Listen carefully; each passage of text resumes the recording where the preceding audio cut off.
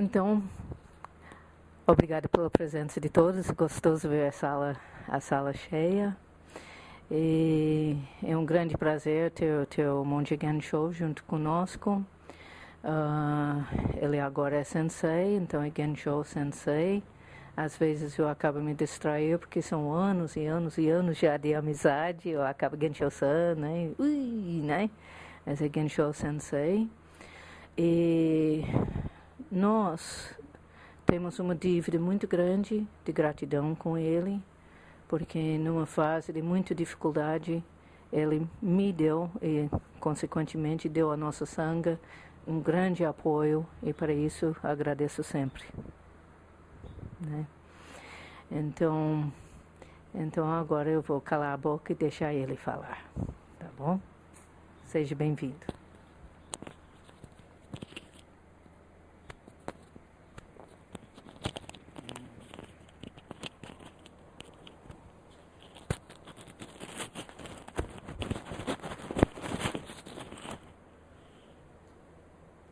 O Dharma, incomparavelmente profundo e de uma sutileza infinitas, é raramente encontrado mesmo em milhões de ciclos universais. Possamos nós agora ouvi-lo, aprendê-lo, guardá-lo. Ouçamos cuidadosamente as palavras do Tathagata.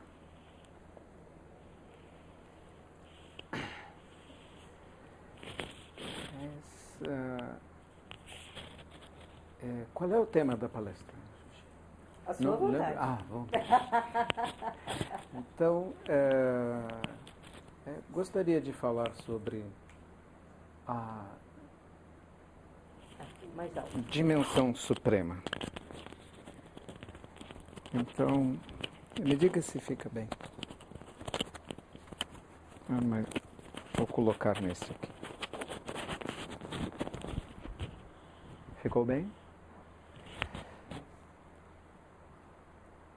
Se nós olharmos as coisas do universo, nós temos duas maneiras de olhar. Uma maneira é olharmos uma coisa que nós vamos chamar aqui de dimensão histórica. E a outra maneira de olhar nós vamos chamar de dimensão suprema. Todas as coisas que nós temos, por exemplo, eu posso pegar esse zafu e tem tecido sobre ele. Esse tecido, vamos dizer que seja um tecido natural, ele seria constituído de carbono. E carbono é uma das substâncias do universo, mas essa substância do universo não existe, por exemplo, dentro do Sol.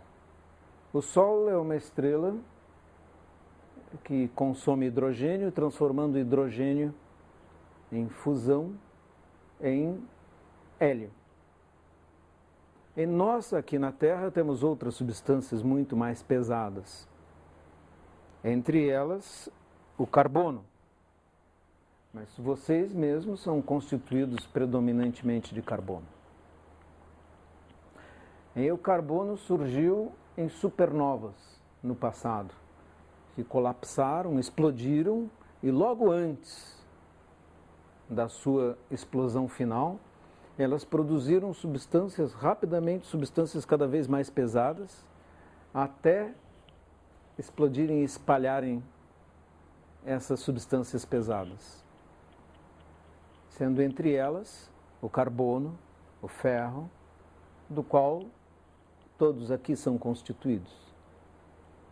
O sangue de vocês é ferro. E o ferro no sangue de vocês enferruja nos pulmões, recebendo oxigênio e sai distribuindo nas células. E nós exalamos de volta carbono na atmosfera. Árvores recebem, sequestram carbono da atmosfera, colocam sob a forma de madeira. Essa madeira é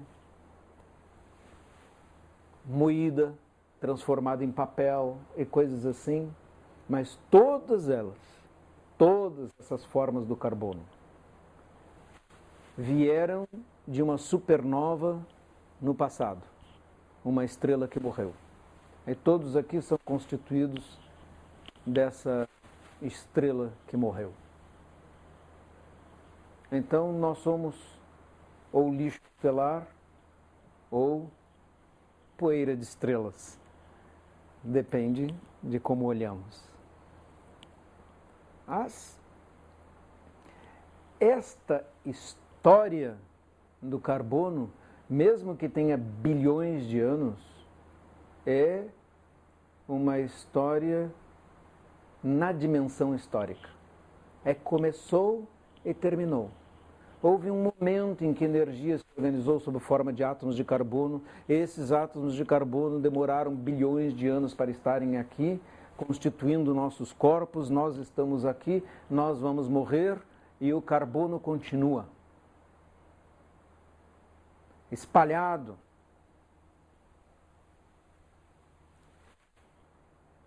Nós somos, por exemplo, cremados e pegamos o carbono e jogamos na terra ou jogamos no mar e ele de novo vai surgir sobre outra forma. Toda a energia do universo constante, não muda. A energia do universo se dispersa, mas ela é constante. É a primeira lei da termodinâmica, a conservação da energia. Se nós olharmos a energia do universo, a energia sempre esteve ali. E a energia constituiu os átomos. E os átomos se organizaram sob múltiplas formas, se juntaram em planetas. Por algum motivo, há um impulso de complexidade que faz surgir vida em determinadas condições muito especiais.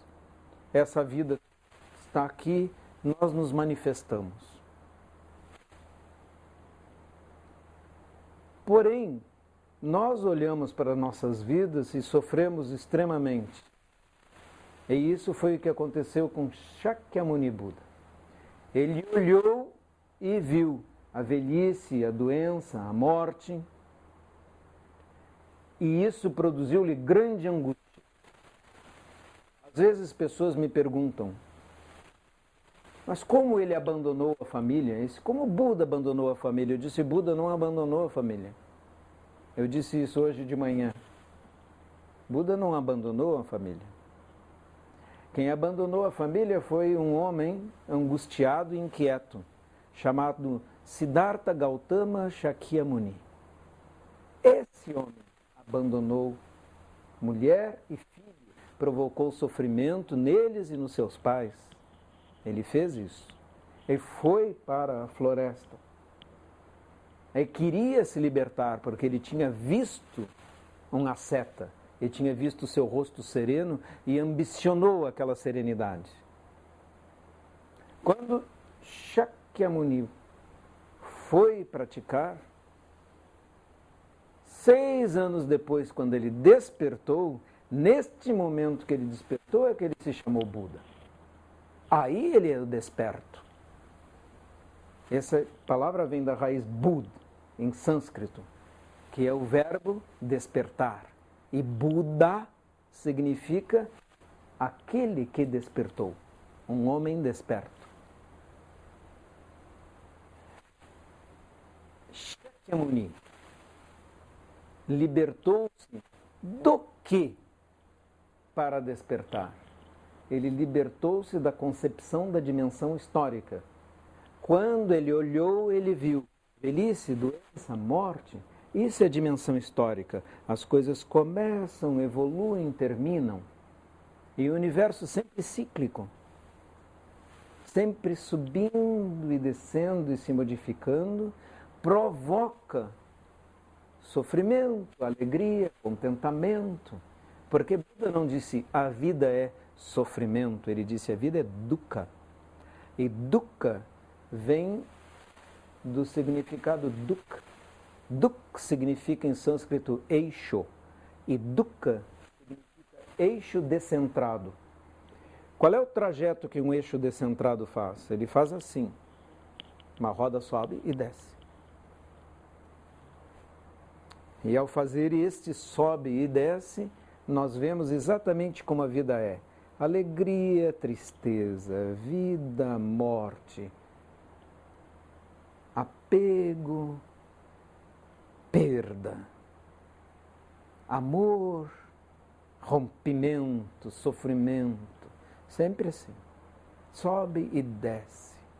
Então, quando Buda disse a vida é dukkha, melhor tradução seria a vida é cíclica, a vida é insatisfatória, provoca dor exatamente pelo seu sobe e desce. Mas a vida não é constituída só de tristeza, ela é constituída de alegria, não é? Todos sabem disso. A vida é assim. Então, quando as pessoas dizem o budismo tem uma visão negativa da vida, não estão entendendo, porque a tradução está errada. E isto é uma culpa que já temos há 200 anos. Traduções erradas, incompletas, insatisfatórias dos textos budistas. E isso ocasionou os problemas que vieram de Schopenhauer, da crítica de Nietzsche sobre Schopenhauer. E até nos anos 80, se não me engano, de um documento do Vaticano acusando o budismo de ter uma visão negativa da vida. Esta é uma leitura primitiva do ensinamento budista, uma leitura incompleta, não correta, porque a característica do praticante é alegria, contentamento e felicidade. Não é depressão, sofrimento. Não é isto. Então, quando Buda viu a dimensão histórica, ele se sentiu angustiado e inquieto. A chamada angústia existencial. É por isso ele foi praticar. Depois de muito praticar e despertar, ele viu uma outra coisa. Ele viu a dimensão suprema. Na dimensão suprema, tomando a analogia pela qual começamos, o carbono, nós não somos seres que estão aqui, que nascem e morrem. Nós somos o próprio carbono que está se transformando sempre e que surgiu na estrela bilhões de anos atrás e continuou, e neste momento é um ser humano sentado ouvindo uma palestra do Dharma. E que é esse ser humano sentado ouvindo uma palestra do Dharma? Ele é um fenômeno.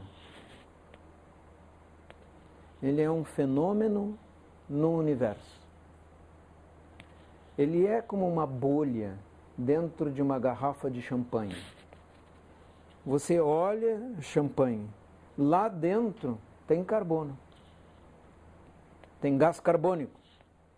Quando você abre a garrafa, bolhas se formam espontaneamente, porque carbono se liberta dentro do líquido e a interação entre o carbono e o líquido faz uma bolha. O que é a bolha? A bolha é um ser? Não, ela é um fenômeno. Se você olhar bem atentamente a bolha, tem gás carbônico, tem líquido e aquele limite entre o gás carbônico e o líquido não é uma película, é só um fenômeno da interação. Esta interação sobe no líquido e explode na superfície e liberta o gás carbônico. Onde estava a bolha antes do seu surgimento? A bolha é vazia. Vazia de um eu. É isso que quer dizer vazio no budismo. Shunya em sânscrito. Emptiness em inglês. Não é? Vazio de um eu. A bolha é um fenômeno entre o gás carbônico e o líquido. A bolha surge, se manifesta e desaparece. Aonde vai o líquido? Continua lá. O gás carbônico continua lá, liberto na atmosfera. Nada foi para lugar nenhum. Nada surgiu e desapareceu. Não é isso. Porque todos os fenômenos são como as bolhas, vazios de um eu intrínseco, de uma entidade inerente, que você possa dizer, ela é única, separada, distinta. E cada um de vocês também é assim, como uma bolha. Também surgiu por interações de coisas. DNA, carbono, cálcio, ferro, vida. Nós somos produtos da vida. Surgimos e desaparecemos historicamente. Mas na dimensão suprema, nós nem surgimos nem desaparecemos. Nós estamos lá. É isso que o Sutra do Coração diz. Não há isto, não há aquilo, não há isso, não há. Ele desmente cada coisa. Não há sensação, não há desaparecimento, não há surgimento. Não há. Por que não há? Por que o Sutra do Coração diz? Não há. O Sutra do Coração dá sabedoria. Por que ele diz não há? Porque não há nada que diga que a bolha é uma entidade. Ela é uma interação. E cada um de nós é uma interação. Só existimos mergulhados aqui nessa atmosfera. Para existir, precisamos de oxigênio. Para existir, precisamos de alimento que nos dão os outros seres vivos. Nós estamos aqui simplesmente nos manifestando. Mas dentro de nós não há um eu inerente, intrínseco. Então, o que é esse eu que nós pensamos que somos? O que é esse eu que olha e diz, lá está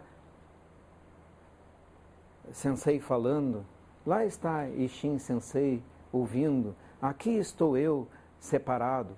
Quem é que faz essa separação? Uma mente operando, uma mente que pensa. Então, este eu que nós acreditamos que existe e que somos nós mesmos, não é mais do que o produto de uma operação mental. E este sonho é tão intenso e nítido que nos faz acreditar nele. Quando nós acreditamos nele, temos medo da doença, da velhice, da morte. Então, quando Shakyamuni Buda vê a estrela da manhã e desperta, ele desperta de uma ilusão fundamental, em primeiro lugar. Meu eu. E por isso ele diz, você, meu eu, não me enganará mais. Eu me libertei de você. Você não me enganará mais. Eu, a grande terra e todos os seres, nos iluminamos simultaneamente, porque eu, a grande terra e todos os seres, somos uma coisa só, a dimensão suprema. Eu me libertei da ilusão de que eu sou dimensão histórica. Por isso, quem enxerga a dimensão suprema, liberta-se instantaneamente, como diz o Sutra do Coração da Sabedoria, de toda dor e sofrimento. Porque, quando vê a sua dimensão suprema, percebe que não é bolha. Percebe que ele é gás carbônico, líquido e tudo mais. E, portanto, ele pertence a um universo que está sempre em transformação. O fluxo da própria vida. Nós somos a própria vida. Não somos isso que nós pensamos, esse ser agora. Se você pensar, eu sou esse ser agora que tem um eu, você nasce e morre. E aí está submetido à angústia do sofrimento, como Shakyamuni Buda estava antes da iluminação. Quando ele se iluminou, ele se libertou desse sofrimento. Completamente. Porque ele viu com clareza a dimensão suprema. Quando ele viu com clareza a dimensão suprema, cessou a energia que alimentava seu eu. Com todas as coisas que levam aos sofrimentos dos seres humanos. O eu, o meu, o minha, as coisas que nós queremos agregar a nós, as perdas, as dores, Todos desapareceram. Hoje, antes de chegar aqui, eu estava com uma pessoa que está com uma metástase de câncer. Primeiro surgiu câncer num lugar, depois surgiu pulmões, agora surgiu no cérebro. Sabe que tem pouco tempo. Então me pediu que falasse para os filhos do que estava acontecendo. E eu fiz essa tarefa hoje. É uma tarefa dura, difícil.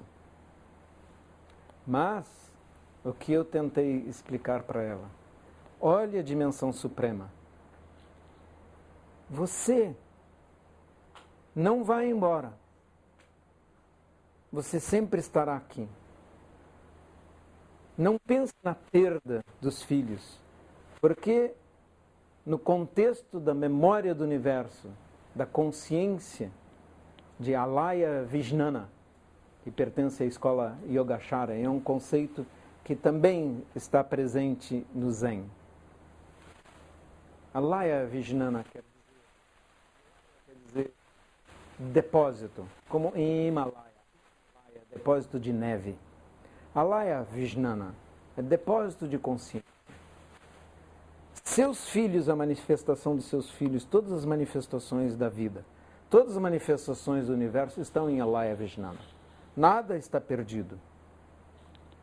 Não existe nada para ser recuperado.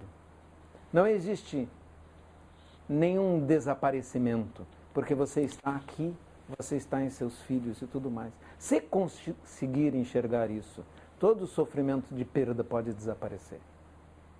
E isto, na realidade, é a iluminação. Mas a morte, a doença, é um grande momento para a pessoa olhar a possibilidade de enxergar a dimensão suprema. Porque o eu vai enfraquecer. Todas as coisas que você possui não têm mais importância. Nada. Que importa meu nome? Que importa as coisas que eu possuo? Se eu vou embora e não posso levar nada. Que importa? Então este é um grande momento de desapego. Mas para isso, como diz o Zenji, estudar o Zen é esquecer de si mesmo. Esquecer de si mesmo é ser iluminado pela miríade de todos os dharmas. Aí dharma significa fenômenos. Ser iluminado por todos os fenômenos no momento em que você faz desaparecer a ilusão do seu eu. Se você consegue isto, aí você libertou-se de nascimento.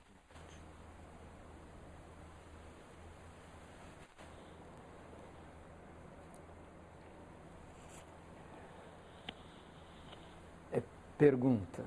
Eu acho que esse assunto é bom para fecundar, né? As perguntas. Qual é a opinião desse microfone para pegar a sua... Por favor, fala bem alto. Tem uma lei de Lavoisier que diz que nada se cria, nada se perde, tudo se transforma. Seria mais ou menos isso? Na realidade, Lavoisier estava falando em termos químicos, né? Então, ele estava se referindo, como eu me referi ao carbono, né? Que nada se cria, tudo se transforma. Ele estava fazendo experiências com oxigênio, se não me engano. Então, Lavoisier falou sobre isso, mas ele estava falando do ponto de vista químico. Mas ele apontou essa realidade da transformação constante. Mas, 2.600 anos atrás, o budismo já estava apontando isso. Esse fato de que todas as coisas estão em um fluxo constante de transformação. Na realidade, a ciência serve para nós como analogias, mas ela não tem os mesmos princípios, né, do budismo. No entanto, ela tem uma grande virtude, o fato de poder ser sempre revisada. Nada que é uma declaração científica é definitivo.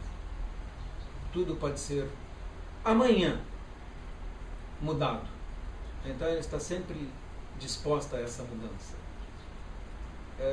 E na realidade a história do budismo também é uma história de reexames constantes, de construção coletiva de acréscimos, novos mestres, novos sutras se sucedendo no tempo e aprofundando o conhecimento, surgindo escolas, surgem, desaparecem, deixam magníficos resíduos que são aproveitados, etc. E o budismo tem esse processo de acúmulo e transformação. Uma virtude que ele tem por não ter sido dogmático. É por Buda ter se recusado a fazer declarações sobre assuntos não verificáveis. Por essa razão o budismo permaneceu aberto e não houve no budismo conflitos com a ciência ou perseguições por novas declarações. Outra pergunta. E que você falou um pouco mais de apego, desapego, que você falou, né? Apego é uma manifestação do eu. Porque eu tenho um eu aprendo a dizer meu. É uma criança pequena aprende. Meu. Não é? É uma criança bem pequena já luta com o outro para tirar alguma coisa. Uma criança de pouco mais de 1 ano já tem essas atitudes. À medida que nós tomamos conhecimento do eu, nós queremos agregar a eles novas coisas. Meu Zafu. Meu Zafu. É o meu. Ninguém pega. Então, quando nós fazemos isso, o meu eu se adicionou ao Zafu. Eu digo, é meu. E aí começa a criar o sofrimento. Porque meu Zafu, se alguém pegar, eu estou chateado com isso, porque eu acrescentei ele ao meu. Mas se eu não tiver este problema, esse eu, Zafu, eu usei. Você precisa do Zafu. Quem? Não é meu, é nosso, do universo, estou partilhando com todos. Muitas pessoas não enxergam isso. Uma vez eu vi um estudo muito interessante sobre... E trata-se de um assunto de química. E havia uma pergunta assim. Júlio César, 2000 anos atrás, respirou. Átomos de oxigênio e carbono entraram, aí saíram. Daquele oxigênio que ele respirou, já que tudo se dispersa pelas leis de dispersão dos gases, são as leis de Boyle-Mariotte em química. Se dispersam uniformemente na atmosfera, quando você está respirando agora, você respira quantos átomos que Júlio César respirou? Aí nós podemos calcular isso matematicamente. E eu posso dizer que cada vez que vocês respiram, cada vez, alguns átomos que passaram pelo corpo de Júlio César estão passando pelo corpo de vocês, assim como de todas as pessoas do passado. Se nós olharmos o corpo de cada um de nós, átomos que pertenceram a Buda, a Jesus Cristo, a todos, Alexandre o Grande, os homens do passado, estão presentes nos corpos de vocês. São bilhões e bilhões, números incríveis de átomos. Nós temos parte do corpo de todos os seres que estiveram no passado. Átomos que estiveram no corpo dos dinossauros estão dentro de nós. não só de um dinossauro, de todos. Não de um homem, de todos. Nós somos uma mistura de todos. E nós conseguimos olhar e dizer assim, meu corpo. Não é? Esse é um terrível engano. Não é meu corpo. Este corpo é do universo. É bem temporário. Não é? Como é que você pode dizer meu? Você diz meu coração, mas você pode dá-lo. Pode receber outro de alguém, colocar aqui dentro e você vai dizer assim, meu coração. Como você pode dizer para uma pessoa, você é minha? Como algumas pessoas dizem. A minha. E você não vai ser de mais ninguém? Se for, eu lhe mato. Não é assim? Não tem gente assim? Sim, tem. Não tem nada meu, minha. Então, desapego é perceber isso e abrir as mãos. Não tem meu, minha.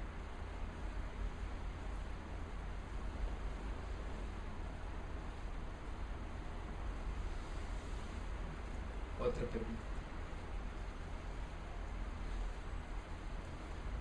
Sensei Richo, obrigado por estar aqui. Isso não é uma pergunta. Eu gostaria de perguntar assim, se nós temos esta consciência Sim. alaia, esta consciência armazenadora, Sim. por que nós vivemos tanto na consciência mental, tanto na consciência do sentimento, como fazer para viabilizar, acessar esta consciência alaia? Porque é ela que vai nos libertar, ela que vai nos dar essa compreensão maior da dimensão do divino. A consciência Alaya, na definição da escola Yogacara, é uma das consciências, né? É uma consciência universal, que poderia ser acessada com grande sabedoria. Aí você poderia acessar. É ela a que se refere em Sutra quando diz e Buda lembrou-se de 500 vidas que tinha vivido antes. Então, na realidade, existe a Alaya Vijnana, né? Essa consciência. Mas quem nos liberta somos nós mesmos. Porque nós mesmos, às vezes as pessoas confundem o Dharma e dizem, não, todos já são Budas. Não, todos já são Budas. Ah, então se eu já sou Buda, então eu posso fazer qualquer coisa. Não é? Todos já estão despertos, é só abrir uma janela. Mas isso é uma simplificação extraordinária. Porque não é bem assim. Para que você possa despertar, você precisa se libertar de uma ilusão fortíssima, extremamente nítida, que é o sonho do eu. Tudo que você vive desde a infância informa você que você é separado. Seu tato informa, seus olhos informam, seus ouvidos informam, todo o seu corpo informa você, você é separado. Você tem um cérebro e ele pensa, e a sucessão de pensamentos você confunde com consciência. São os agregados, né?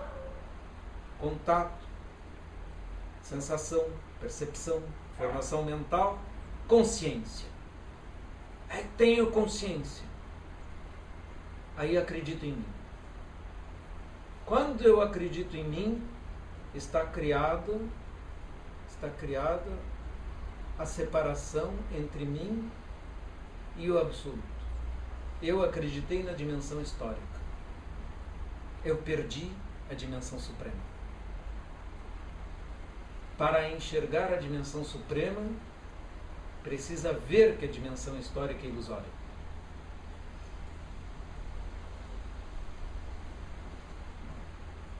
Enquanto você pensa, eu aqui, o fenômeno ali, está tudo perdido.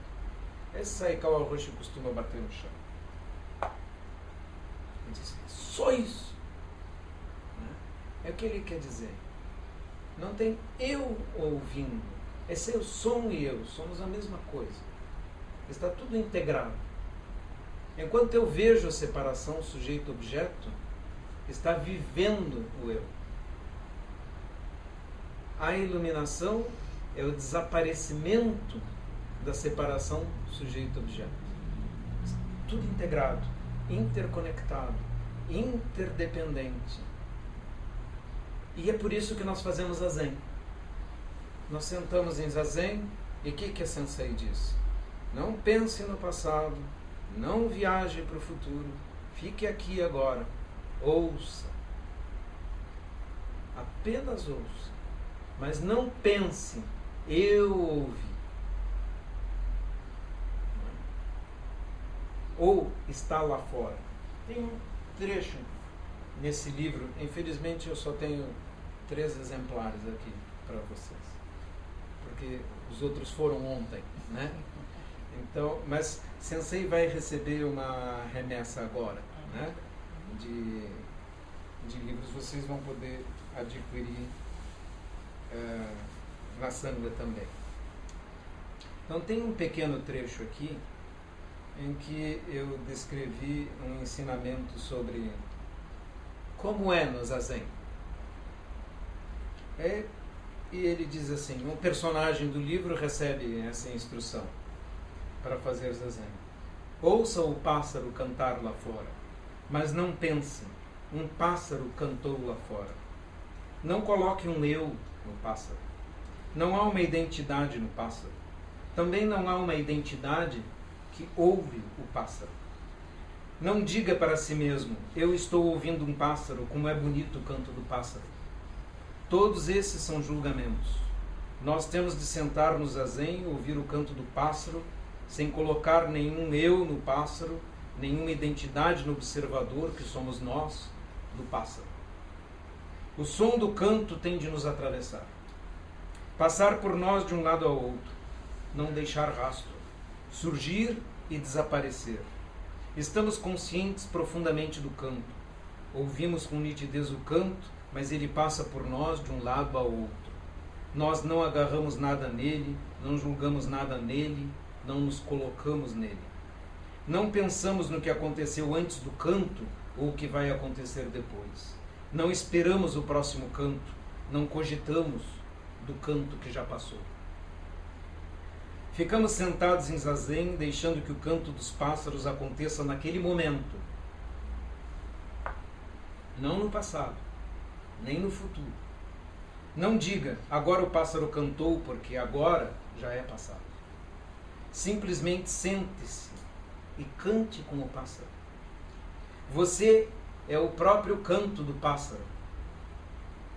Você é o pássaro. Não é o pássaro que canta.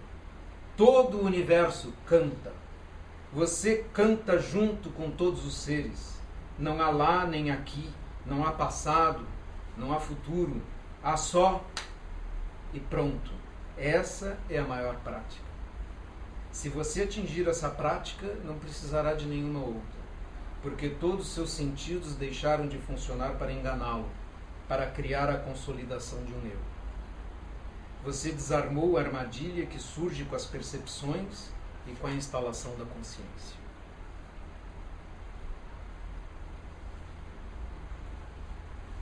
O senhor tocou profundamente.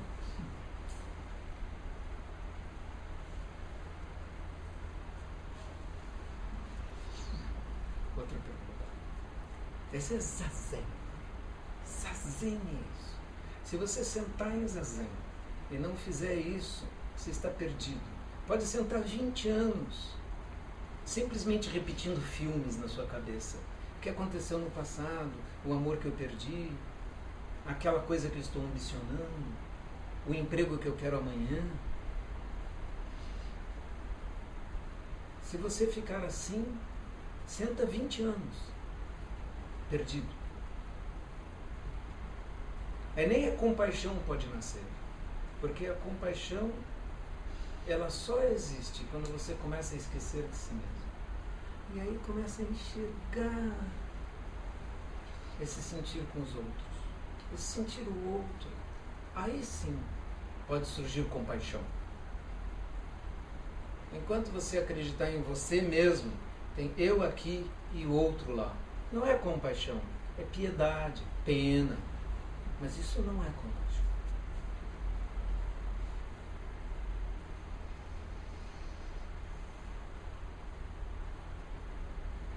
Outra pergunta. Sensei, eu tenho um pouco de dificuldade para compreender compaixão e compreender, não pensar em mim como um eu, sendo que eu tenho um histórico familiar de ter sido um pouco rejeitado,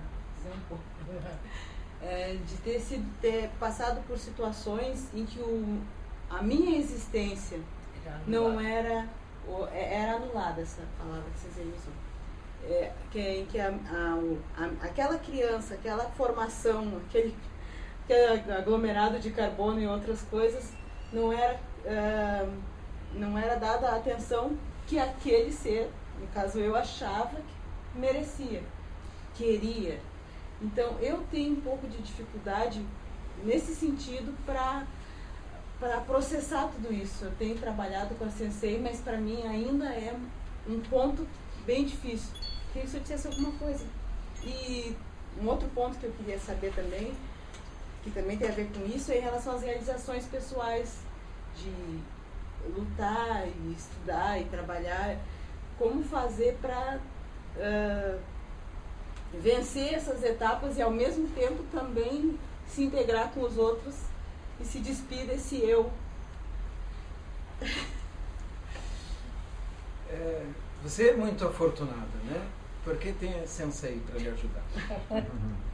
E a Sensei tem grande experiência pessoal com a psicologia, com o estudo dos problemas. Né? Eu acredito que a Sensei também teve suas próprias experiências semelhantes à sua, e isso é maravilhoso. Porque quem tem experiência pode ajudar a outra pessoa com experiência semelhante. Então você é muito afortunado. O que eu posso dizer? Nós sofremos por causa de memórias, mas esse sofrimento é absolutamente inútil. Absolutamente desperdiçado. Porque o que nós temos que fazer é esquecer. Completamente. Jogar fora. Uma vez eu tive uma experiência com uma pessoa que fez coisas muito ruins e me causou grandes problemas. Aí depois, passou algum tempo, essa pessoa ficou muito doente, aí lembrou-se de mim e me ligou e pediu ajuda. Aí eu comecei a ajudá-lo. E um dia eu estava no carro e recebi uma ligação. Eu estou dirigindo, fazendo errado, né? Falando no celular, porque a pessoa estava num sofrimento e eu estava ali falando docemente para ela. Não, assim. E minha esposa estava ao lado. E quando eu desliguei o telefone, ela disse: mas quem estava ali ligando, não é fulano de tal? Eu disse: é. Mas não foi ele que fez isso com você? E como é que você está falando assim com ele? E eu olhei para ela e disse: mas eu esqueci. Eu esqueci. Ele está sofrendo tanto. Eu esqueci. Eu não lembro. E isso tornou possível isso. Então é necessário perdoar as pessoas que nos feriram, não como uma desculpa, mas com esquecimento. Não é com perdão, é com esquecimento. Essa é a memória que nós carregamos, um grande peso. É por isso você senta em zazen e a gente diz: se apresentar qualquer coisa do passado, qualquer pensamento, volte para cá. Só existe aqui. Aquele passado não existe. É fantasia sua, só sua memória. O futuro não existe, só sua memória. Se você tiver uma doença e perder a memória e ficar com amnésia, e você estiver numa cama de hospital e eu vou chegar lá, eu vou perguntar, como é seu nome? Você não lembra. E as pessoas que lhe maltrataram podem chegar e você não sabe, não lembra. E se você não lembrar, está tudo resolvido. Foi-se embora. A outra sua pergunta é, e a vida, né? Nós entramos na vida e tem que trabalhar, e tem que ganhar dinheiro, e tem que fazer coisas assim. É que tem que, você disse, vencer, né? Vencer é uma palavra que eu não gosto muito. Eu não gosto desses livros nas livrarias. Tenha sucesso, torne-se um milionário, seja um vencedor, não é? Conquiste o homem dos seus sonhos. Não é? Esses livros são tolos, porque eles incluem, quando vencer, alguém será derrotado. Se eu tiver sucesso, é porque outros foram mal-sucedidos. Então nós não estamos juntos. Então eu quero ser mais e ganhar sobre os outros, subir a pirâmide dos seus cadáveres. Como dizia Nietzsche, o homem superior vai ganhar sobre a pirâmide dos cadáveres dos derrotados. Isto é acreditar profundamente no seu ego. É o contrário do ensinamento budista. A vida é um jogo que você joga. Você joga e ele tem altos, baixos. Aí você se esforça para fazer as coisas. Algumas dão certo, outras dão errado. Aí vai indo. Mas é um jogo. É um mero jogo. Eu gostava muito de jogar xadrez. Eu, quando jovem, vinha ao clube de xadrez de Porto Alegre e jogava 4 horas seguidas, etc. Sempre jogando ou entrava em campeonatos. Aí, com o tempo, aconteceu que a competição era uma coisa ruim. Sempre todo mundo quer ganhar. E todo mundo fica triste quando perde. Eu não queria isso. E, felizmente, apareceu o computador. Então, eu coloco no computador um programa de xadrez e coloco um jogo de xadrez e de vez em quando, preciso treinar meu cérebro. Aí coloco lá o jogo de xadrez e coloco num nível que ele sempre me derrota. Sempre. Se eu ganho alguma vez, eu vou lá e aumento o nível um pouco. Eu quero que ele ganhe sempre. Esse é bom para o meu cérebro. Eu vou perder sempre, sempre, sempre aquele jogo. Eu vou lá, sempre perco. Mas o que acontece é que quando eu vejo que estou perdido, não deixo ele me dar mate, desligo ele.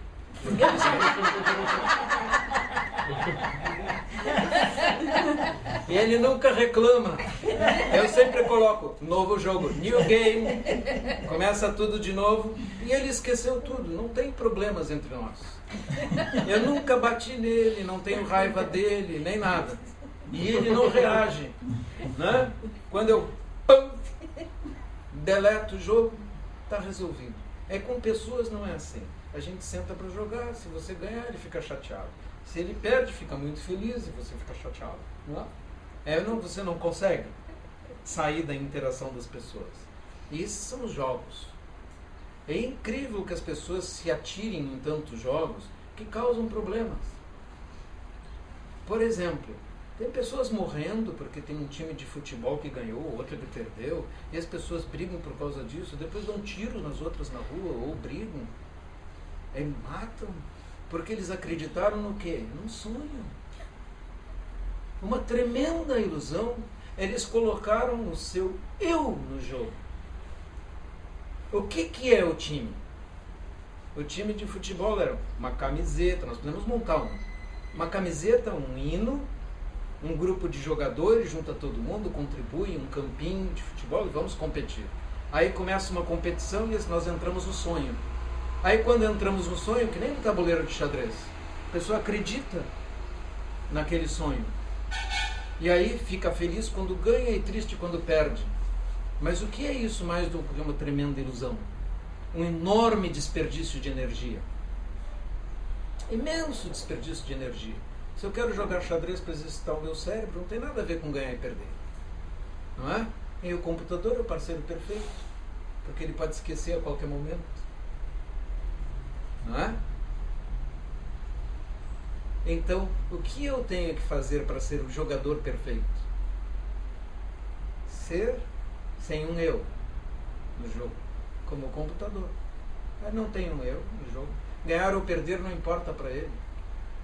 É jogo, é só o jogo. Compreendeu?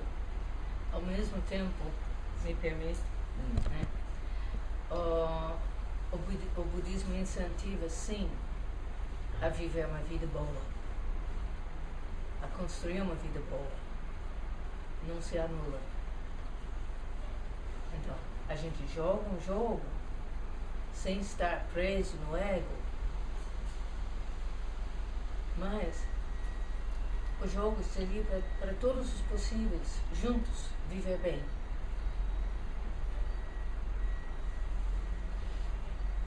Isso mesmo.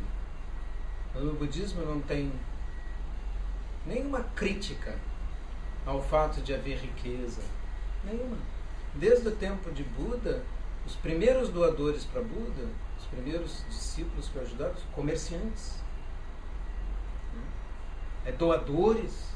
Se não houverem pessoas fazendo coisas, doando, ajudando, então o budismo não subsiste.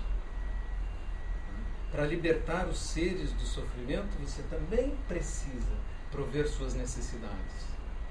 Assim como as sanghas. Muita gente vem às sanghas. Senta e vai embora. E não pergunta, quem paga a conta da luz, quem paga o aluguel, como é que isso existe? Sensei come? Ou é tão perfeitamente iluminada, não é? Que ela subsiste sem nada, do ar. Muitas pessoas no Brasil são assim. E elas vêm e dizem, muito obrigado, Sensei, você me ajudou muito, eu vou embora. Aí no Japão a gente diz assim, agradecimento de mãos vazias. O que é um agradecimento de mãos vazias? Você tem que ir lá e retribuir. Aí não pode receber sem retribuir. Muito feio. Porque os outros, alguém, professor Sasaki, né, que é do Theravada, me disse uma frase assim, muitas pessoas querem que o Dharma seja ensinado de graça, desde que alguém pague para eles. Porque alguém está pagando. Porque o professor viajou, porque o professor comeu, porque aconteceram coisas. Ele ficou doente e precisou ir na farmácia comprar um remédio. Aí se ninguém fizer nada, o professor morre.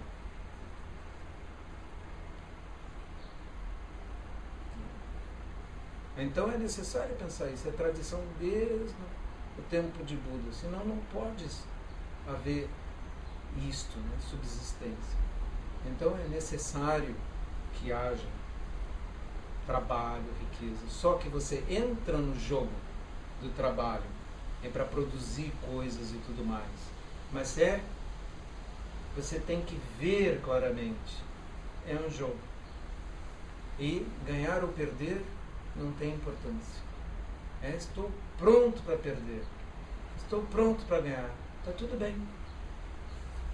Isso não produz nenhum movimento na mente. Aí sim, aí está certo.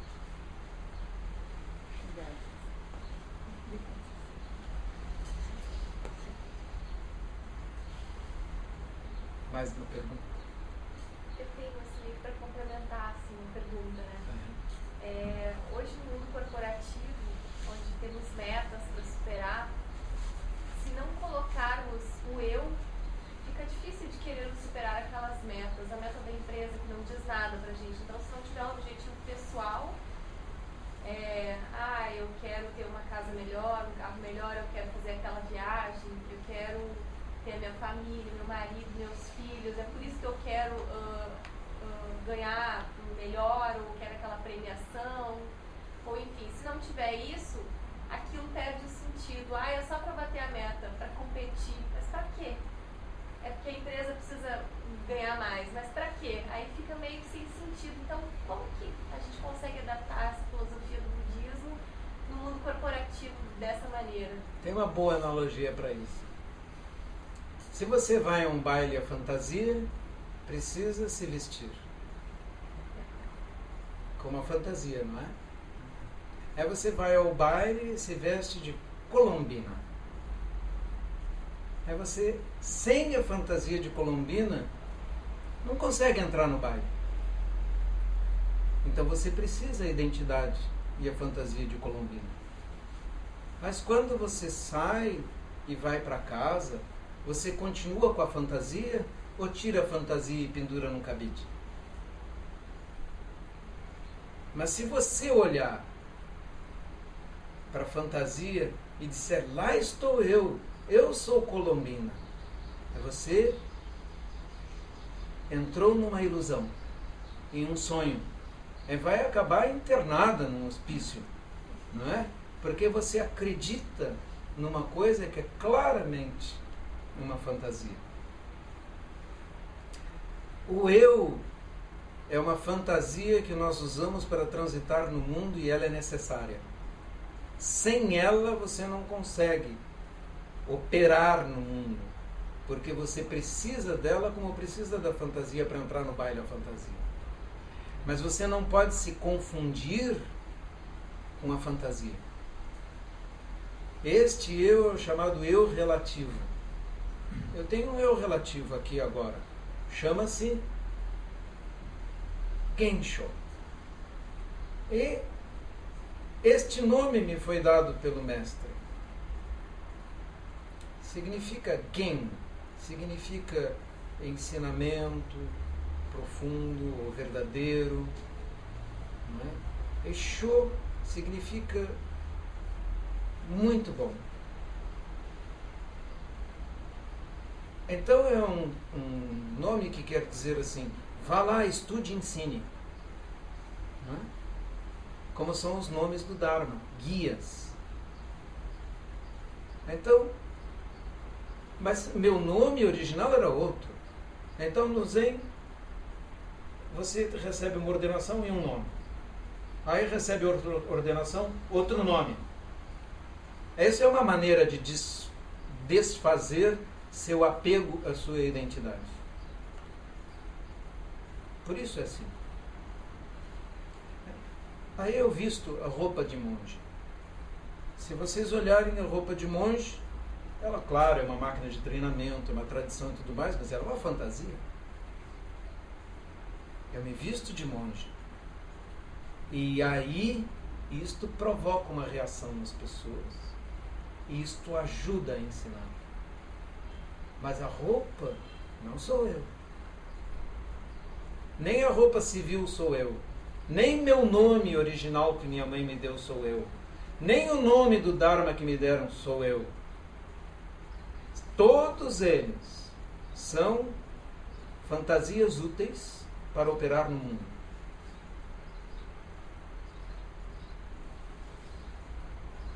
Entendeu? Você os usa, mas não se confunda com eles. Eles são necessários. Você não pode viver sem ter um eu. Andar pela rua sem nome, sem fantasia, sem roupa. E quando encontrarem você, diz, o que você está fazendo? Não sou ninguém. Mas você não pode dizer isso. Você é alguém. É preciso daquela fantasia para operar no mundo. Como eu preciso de passaporte para ir de um país para o outro. Eu preciso do passaporte. Tem uma palestra minha no site daisen.org.br chamada O Passaporte, que usa esse tema. Não é? Então, é que para entrar na dimensão suprema não existe passaporte. Nem nome, nem foto. Mas para viver na dimensão histórica, precisa passaporte. Precisa identidade. Compreende? É isso. Então, não vamos confundir uma coisa com a outra. Né?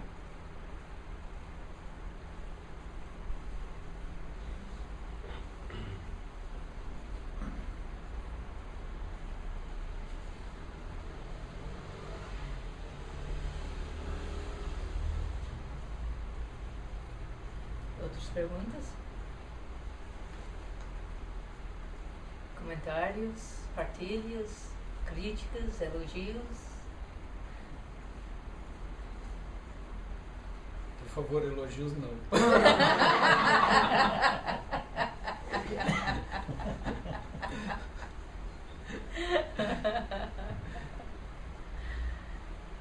Essa é...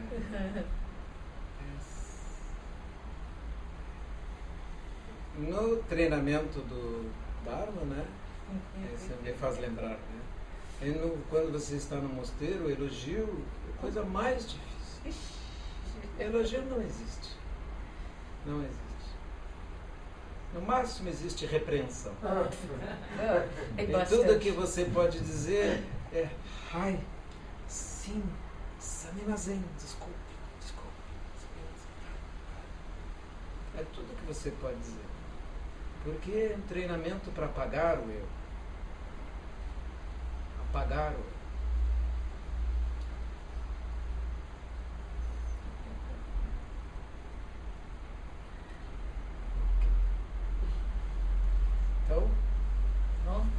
Então, aqui no escrito nas paredes,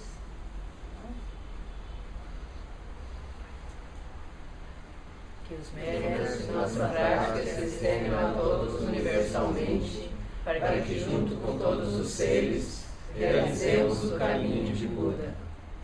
Muito obrigada a todas. Sensei Genshou, muito obrigada. Foi um privilégio.